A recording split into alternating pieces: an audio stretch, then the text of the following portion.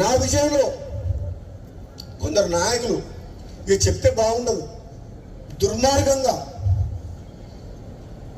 ధర్మరాజులాగా ఉండాల్సిన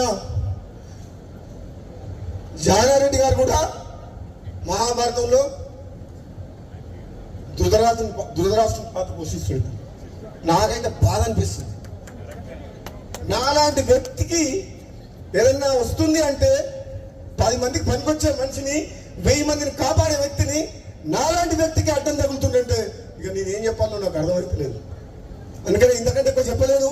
ఇప్పటికే చెప్పదలుచుకుని చెప్పిన మనసులో ఉన్నది చెప్పినా లేదా? మరి నన్ను చూస్తే భయపడుతున్నారు అందరూ.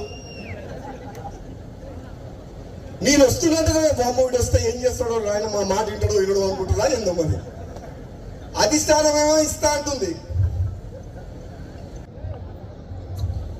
ఆయన 20 ఏళ్ళు 30 ఏళ్ళు మంత్రి పదవి అనిపించారు. ఇప్పుడు వచ్చి గుర్తొచ్చింది రంగారెడ్డి హైదరాబాద్.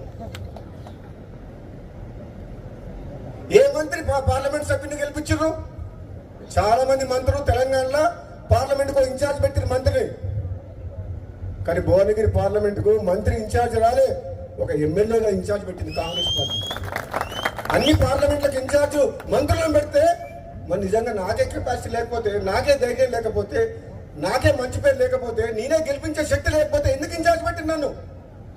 అన్ని తెలంగాణ మొత్తం మంత్రులు ఇన్ఛార్జ్ పెట్టి భువనగిరికి ఎందుకు ఎమ్మెల్యేలు ఇన్ఛార్జ్ పెట్టిండ్రు? అంటే గెలిపించే సత్తా ఉంది, ప్రజల్లోకి పోతాడనే కదా. మరి ఇచ్చిన మాట నిలబడుకునే బాధ్యత ఎవరిది?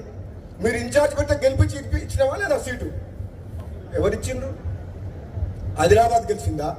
మహబూబ్ నగర్ గెలిచిందా? సికింద్రాబాద్ గెలిచిందా? మల్కాజ్గిరి గెలిచిందా? మేదక్ గెలిచిందా?